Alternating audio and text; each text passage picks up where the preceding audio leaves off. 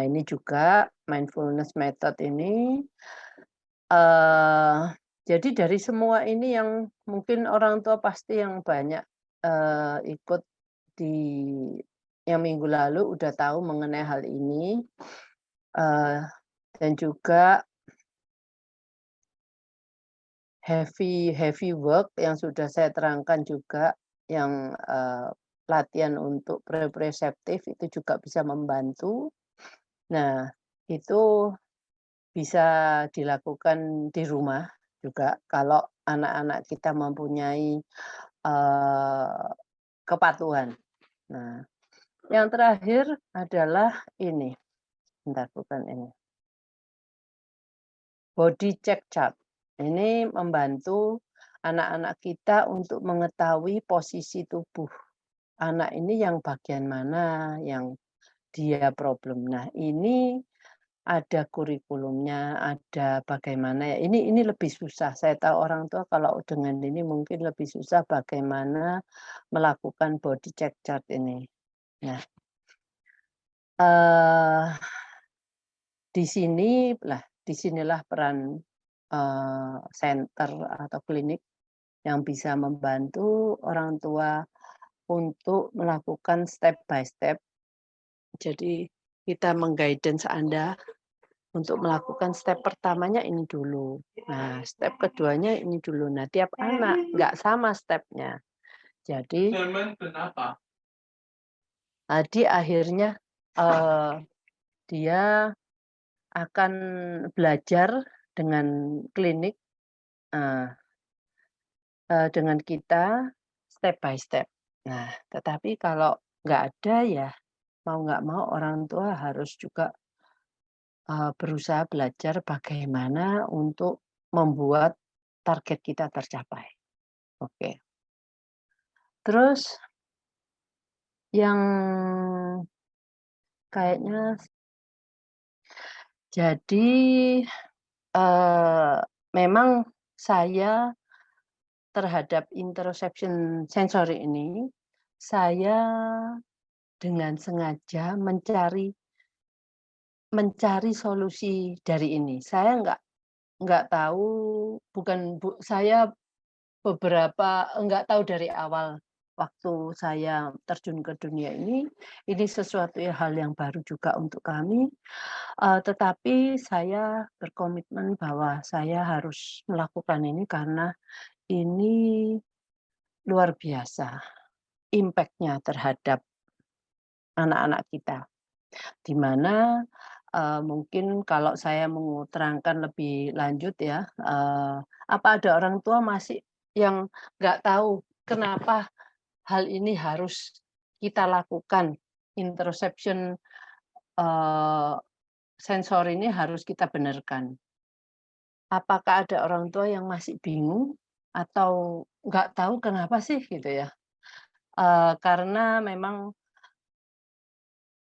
kali ini saya pengen memberikan banyak waktu untuk Dokter Ali untuk bisa mengatakan bagaimana intervensi biomedisnya, eee, karena saya sudah membicarakan ini minggu yang lalu. Nah, jadi saya anggap ini lanjutan daripada, minggu yang lalu.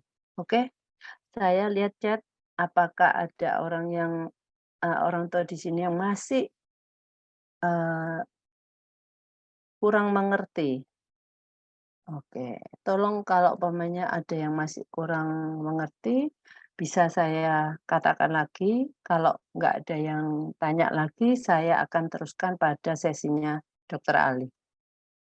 Oke? Kayaknya nggak ada yang chat. Oke, Dokter Ali, mungkin, itu adalah pengantar saya, eee, bagaimana saya sangat tertarik untuk bisa menindaklanjuti, intervensi dari sisi biomedis dan non biomedis. Oke, Dokter Ali, itu ada chat ya, sebentar ya.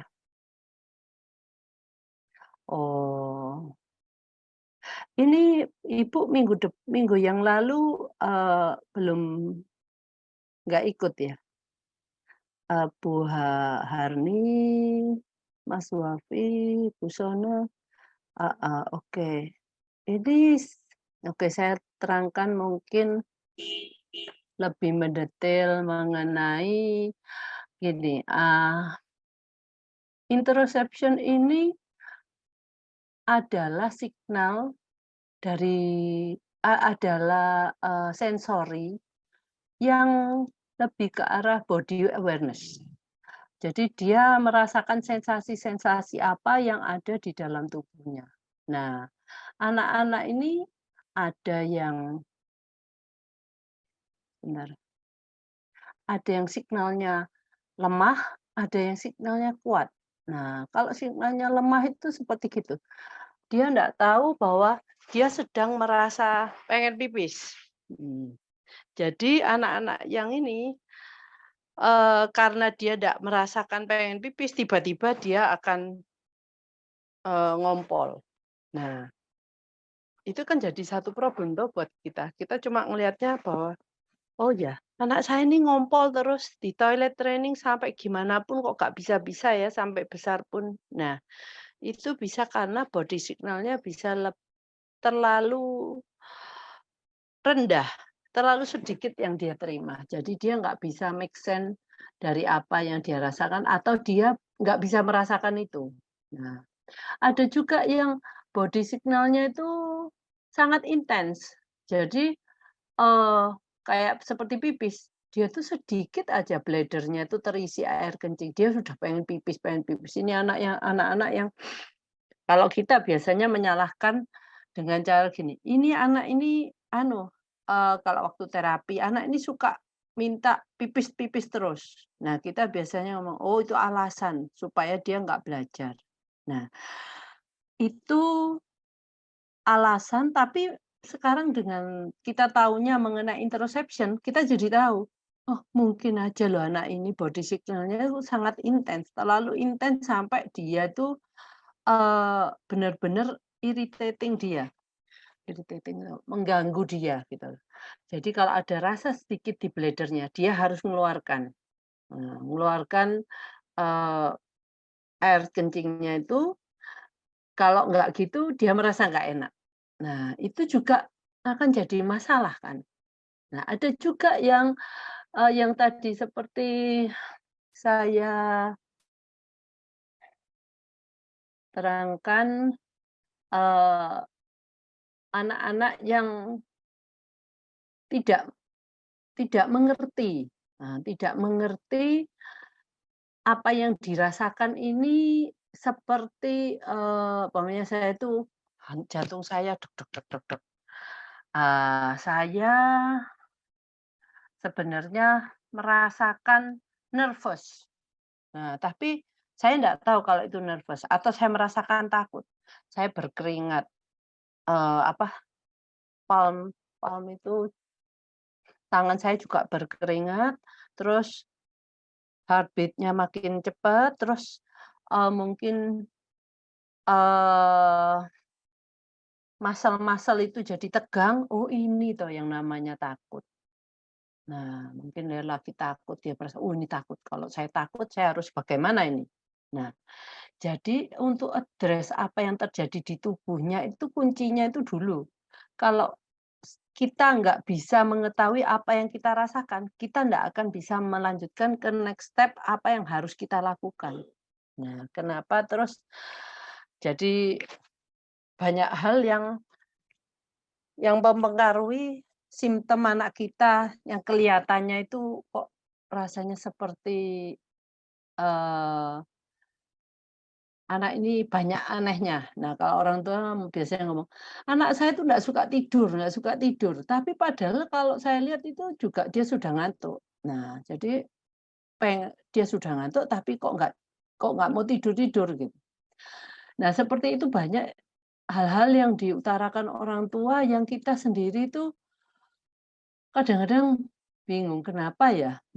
Nah, ini adalah salah satu hal yang bisa menjawab pertanyaan-pertanyaan dari orang tua yang mendapatkan sesuatu, persoalan yang kita sendiri sulit untuk menjawabnya gitu ya. Jadi, seperti toilet kan, toileting kan sudah saya sebutkan tadi, atau makan. Anak ini, eee, kalau nggak disuruh makan, nggak akan makan. Ya, tapi anak yang lain, anak saya makan terus, nggak ada kenyangnya. Nah, itu juga karena interoception ini. Kalau anak yang nggak makan terus, itu berarti dia nggak pernah merasakan, oh, kalau yang makan terus, dia nggak suka merasakan lapar. Sedikit lapar itu menurut dia tuh menyiksa dia. Nah, tapi anak-anak yang kalau makan nggak disuruh makan nggak makan, nggak disuruh minum ya nggak pernah minum, itu anak yang kurang merasakan atau tidak, sangat sedikit.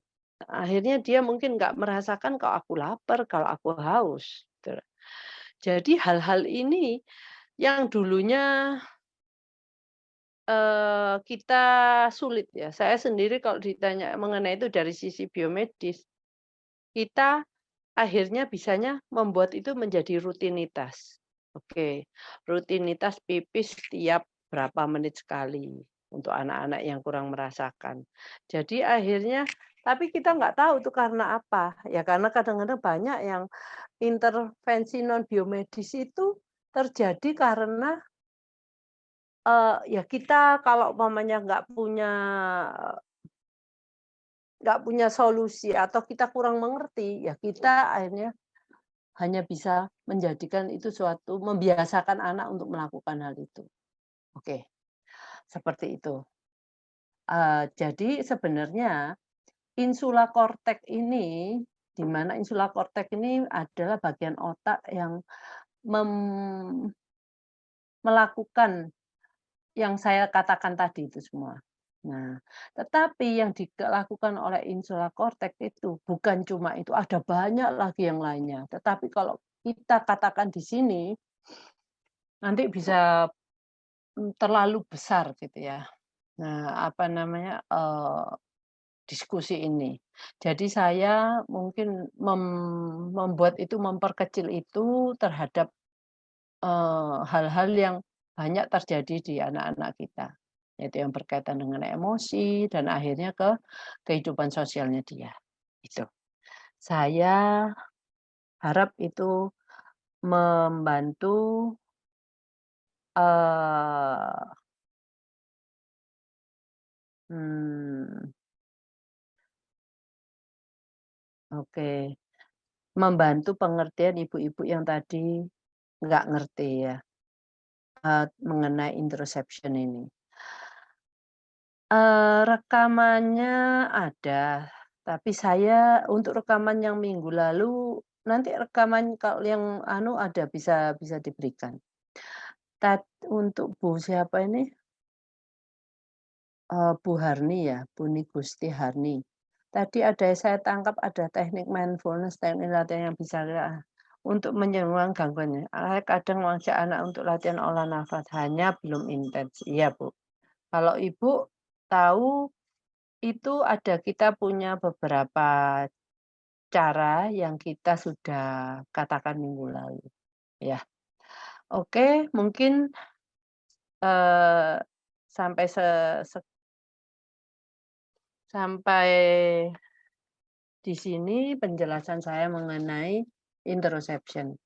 Dan sekarang mungkin saya berikan ke Dokter Ali untuk bisa, oke, ini ada Bu Jumatil. Izin nanya Bu Aldi, ya betul belum mengerti rasa haus, nanti dikasih minum baru minum, tapi itu pun minumnya sedikit. Tapi kalau lapar dia nangis atau ke dapur, begitu juga toiletnya, sampai sekarang saya belum berhasil. Mohon petunjuk. Ya itu Bu, Bu, sama Aldi, itu minggu lalu saya ada,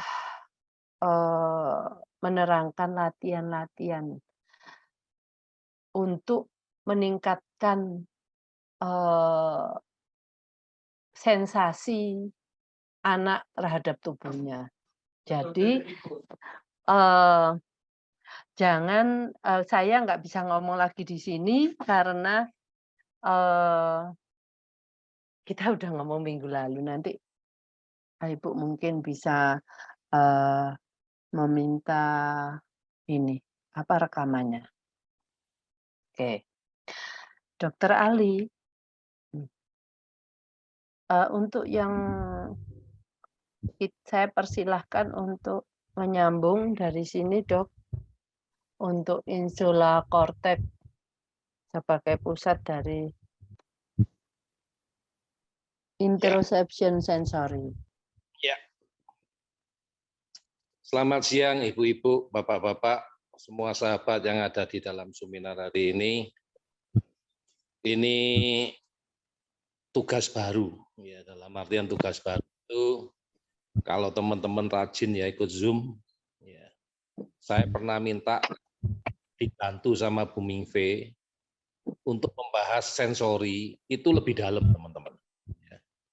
Karena saya waktu itu kepingin tahu ya caranya membereskan masalah sensori ini. Kenapa penting? Karena sensori ini yang men-trigger, ya, men-trigger munculnya gejala-gejala yang tampak pada anak. Ya.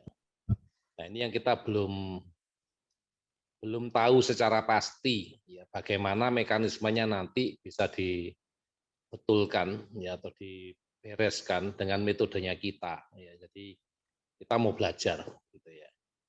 Ditanggapi baik sama Bu Mingve, dipelajari, ternyata sensesnya nambah ya teman-teman ya.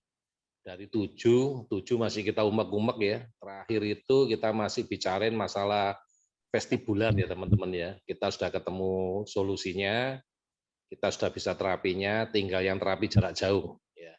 Yang lagi kita pikirkan caranya, waktu itu kita berpikir mau beli ampul ya. Ampulnya belum nyampe sampai sekarang, sudah berbulan-bulan, sehingga harus dipikirkan metode yang lain. Kemudian muncul lagi It Senses, ya, barang yang baru lagi teman-teman. Yang barang itu bisa dirasakan, tetapi sulit dicari teman-teman. Ya, termasuk di dunia kedokteran pun nggak banyak dibahas.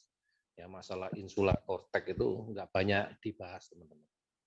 Saya cari referensinya di mana ya, ya intinya cuma untuk membantu meregulasi. Ya. Dan memang tidak banyak dibahas karena dia dianggap jadi satu bagian dari korteks atau bagian dari otak ya teman-teman. Nggak dipisah-pisahkan kayak lobus-lobus tadi ya. Jadi kalau teman-teman nanti lihat di insula korteks di bagian dalam itu pun sebenarnya terbagi dari lobus teman-teman. Karena dia tempatnya itu di inti ya di tengah. Ya, jadi semua bagian itu terkoneksi ke insula korteks. Ya, namanya aneh ya, nggak bisa dirubah teman-teman. Namanya dari sono kayak gitu ya. Jadi ya kita terima aja ya intinya ada di sana. Lalu waktu saya baca, saya pelajarin, saya lihat tidak semudah yang dibayangkan teman-teman. Karena kalau sudah menyangkut tubuh, prosesnya itu kompleks. Jadi kalau kita ngomong ini seakan-akan kita ngomong cuman, oh ini masalahnya di insula korteks. Ternyata tidak seperti itu teman-teman. Yang dilibatkan itu banyak. Ya, kalau kita ngomong cuman tempatnya aja ya, kayak GPS gitu ya, itu tempat posisinya aja atau lokasinya aja itu anatomi teman-teman. Tapi dalam proses tadi ternyata juga melibatkan unsur kimia, chemical, neurotransmitter, hormon itu ikut berperan teman-teman. Kenapa anak jadi marah, kenapa anak jadi tantrum, itu pasti terjadi gangguan neurotransmitter. Hal-hal tersebut kita sudah bereskan teman-teman. Ya kasarnya sih kurang lebih ya, orang demam kita kasih paracetamol gitulah. Tapi demamnya itu karena apa? Nah ini ya Bu Mingve menemukan, dok problemnya itu udah di insula korteks. Coba insula korteksnya itu diutek-utek, dipetani, dicari ada apa dengan insula korteks.